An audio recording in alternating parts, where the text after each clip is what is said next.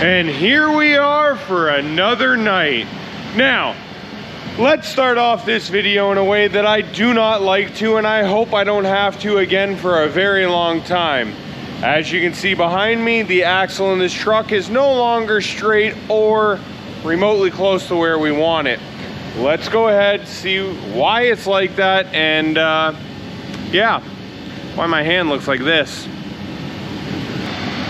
All right, so here we are under the truck. As you can see here, the axle is kind of down on the passenger side, if you will. So let me move back and I'll show you. All right, so I had a stand underneath the front of the pinion here, setting my pinion angle at ride height, and I had this orange strap here that went down to these coilover brackets for our shock. So what happened was the strap was in the way of what I was trying to do. I went to remove it, and I guess that stand, which now slipped up all the way there, the yoke actually caught itself on the threaded portion there. The stand was a little bit too far to the front, and the axle ended up falling. So if you look in here, we have the bag mount. My hand was up here trying to release this strap and get rid of it, and I got wedged in between the mount, the frame, and the strap. So it yanked my hand around. I did post a picture of my finger on the Facebook and Instagram page, so some of you guys already know what's going on, but for the people that aren't on those pages and you just watch the video, my hand did get caught up in there. Again, working out here by myself, never really ideal to get hurt, so it was late at night, had to make a trip down to the ER, and yeah, I'm in rough shape. So I got my pinky finger there is the one that got damaged. I have it taped to my ring finger, and tonight I just have a Ziploc bag over it, trying to keep most of the grinding dirt and all that other crud out of the end of the bandage. You know, when I go in the house, I'll just pull the Ziploc bag off. Hopefully it doesn't get too tore up. But I can't leave these guys sitting here doing nothing. I gotta get some work done, so we're gonna attempt it. Now my hands are kind of jacked up. I'm down to one hand, but I'm hoping tonight I can get this axle back up where it should be and try to start setting upper links in place. So we did go down to our friends over at Dynamic like usual, and we got a whole pile of parts. We got upper link mounts. That's the frame side, axle side. These are to cover in the pieces we cut out for those cross members. Those are to weld in where these are. I have frame cross members over by the door. We got a whole whack load of stuff from them. So we got a whole ton of work that we can be doing to this. First things first, we got to get the axle back up to where it's supposed to be, and not be dumb, not get hurt, and yeah, see what we can get done. So let's get to it. It's going to be slow because of this, but some progress is better than none, I suppose.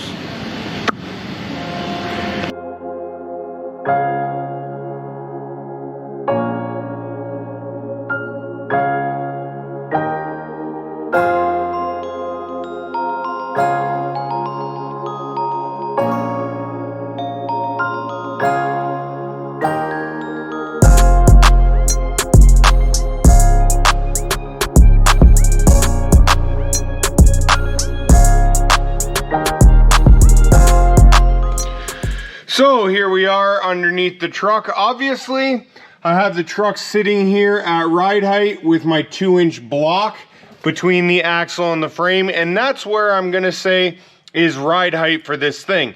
So that'll give us roughly half the travel in the bag. That'll keep us about 2 inches from all the way down. And I'm assuming that's roughly where ride height's gonna be. So what we've done now is set our pinion angle off the nut here, put my angle finder on that, set the pinion angle fore and aft, and then I've come and kind of mocked up my axle truss and one of the upper control arms just to kind of see where we gotta grind the rust on the frame and so on and so on. So this is what I came up with. The axle truss here has this large cutout. So what I want to do is weld all across the back. I want to weld all down this little rib here in the casting. And then our upper control arm brackets kind of go around. As you can see here, it's underneath It's slit for the truss, goes in between, it's slit for the truss, and then our joint goes in the top. So that should be super, super strong. Again, you know, I don't see this thing making 1,000,000 horsepower. It's an old Cummins. It makes like 250 horsepower or something. But I mean, even if the guy wants to put a bigger turbo on or whatever, I want to make sure that this stuff isn't going to rip out on him. So what we did was the kit came with some really thin, junky looking brackets. So we remade these at Dynamic out of 1/4 inch. So now I've put a white chalk line here on the frame. That's kind of where I'm going to grind all the rust off and clean it all so that we can go ahead and weld. Now, what my plan is tonight, since I am kind of handicapped with my one hand, is I want to go ahead, tack all this stuff in, and then cycle the suspension up and down, make sure that our pinion angle doesn't do anything all kinds of crazy. And that's only because I don't really trust this kit. Not that it's fully garbage, but 80% of it we're not using. So take it with a grain of salt when you buy a kit like this. As you can see, we do have some clearance here. I made sure between this little factory toolbox that's in the side of the bed and our mount. There's not a ton of room, but we do have enough room in there. And then coming back here to the back, I now have straps on here, which I should have had the other night so that this thing couldn't have fallen on me. But like I said, that's my 1, 2, 3 block. That'll keep us at ride height here. And then I loosely mocked up our next cross member forward. So we have a gas tank that's gonna go here behind the axle, and he gave me the measurement of 26 inches between this cross member and this one for the gas tank. So what I will do tonight before I go in is same thing. We'll mark here and here on the frame. We'll slide those 2 cross members over, tack them in place, so we know his gas tank will drop in here and he can just run his straps underneath, bang, bang, and he's done. So hopefully tonight, before I call it a night, we'll have that back cross member in, plus we'll have the upper 4-link done. And then I wanted to have one more set of hands, obviously now because I'm handicapped, like I said. I want to have one more set of hands just to measure left, right, front, back, make sure this bed is sitting absolutely perfectly exactly where I want it. I believe we're within about 1/8 of an inch right now, but it'd always be nice to have a second set of eyes on it before I go and do all the mounts. So I'll see if my old man can come over, you know, in the next day or so and give me a hand just to run through that. Now, real quick, I will say we got the Trans Am motor mounts and everything done. As you saw, we did not have the die to go ahead and bend this upper tube. So he wants to go from here, across, down here, across the front, back up, across, and then back up to there. But the 3/4 die that we were using, trying to do the bottom, was just a manual style. It wasn't very good. It will not let us get that detailed with the bends.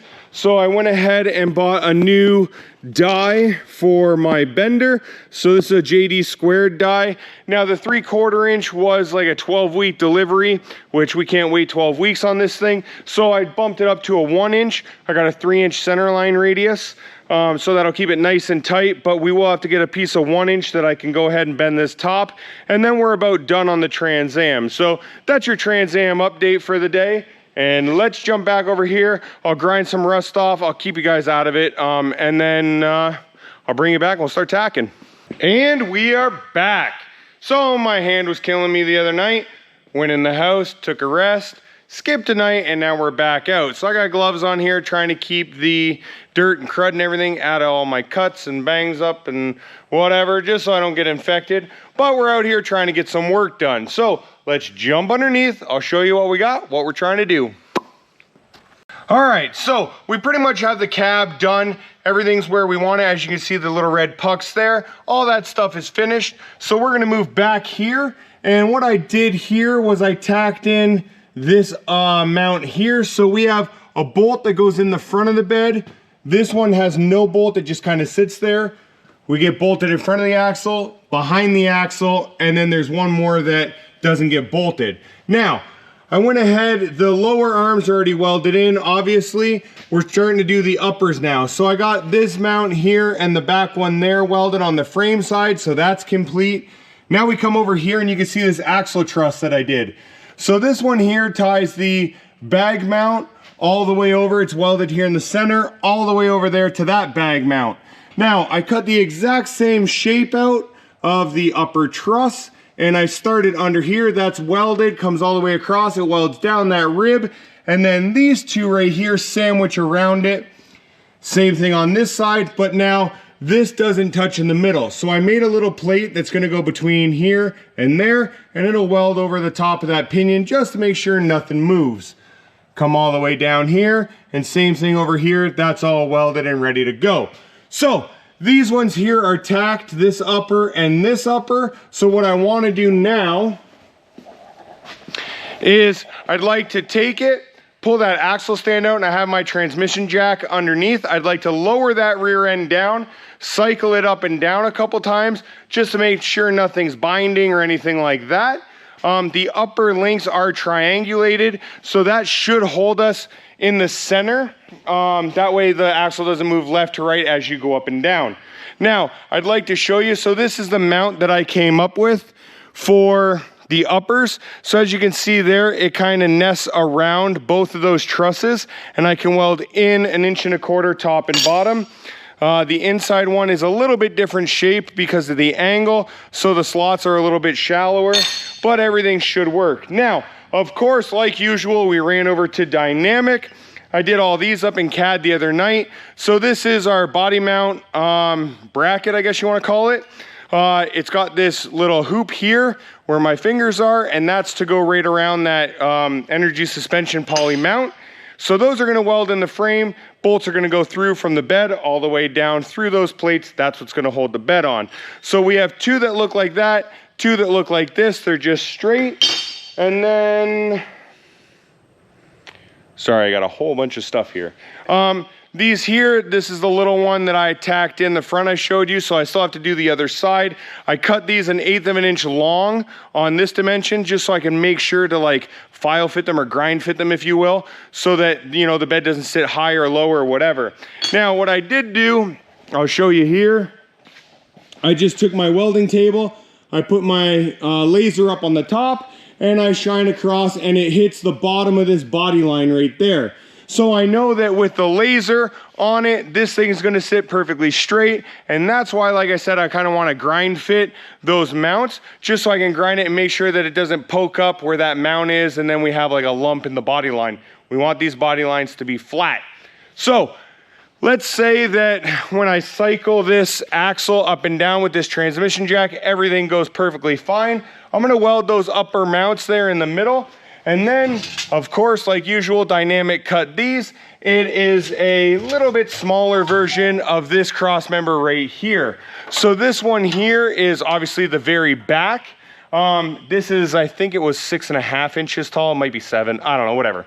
And those ones are 4.5, because as you come up here in the frame, you can see we have this little notch out because we actually recessed the bed down into the frame rail. So now those plates that I showed you earlier are gonna come across and go up, and that'll box that frame rail in, and then the cross member goes underneath and welds in there just to make it all super, super solid. And yeah, hopefully it looks good. Now, what we are doing is we are running the gas tank back here at the back of the truck. So we have a fill neck that comes in right from here in the center.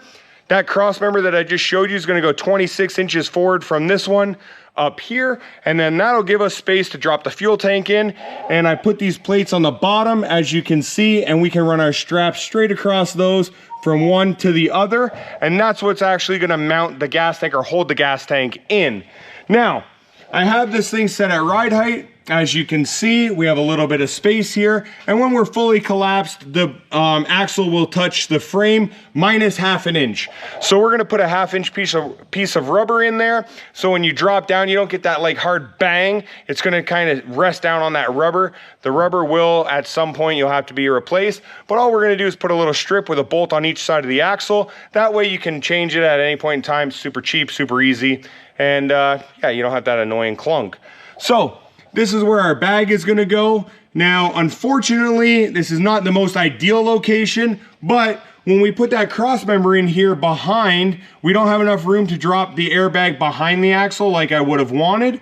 So all we're gonna be able to do is run a 1/4 inch plate flat across the bottom of the bed here, and that's gonna be our upper mount. And we're gonna have to run our air lines out of the bottom and forward through our little truss and out that way with the speed sensor and brake line, just to get it out the front. So that's kind of where we're at, how the back suspension is lining up. And yeah, let's throw this thing, I don't know, I'll put you down somewhere, and we'll try and cycle this axle up and down. Now, this axle is the one that bit me and doing exactly what I'm trying to do right now. So I guess I'll get it on video this time. If I get bit again, enjoy the footage, we'll say that. Hopefully all goes well. This thing will go up and down a couple times and we won't have any issues, but time will tell.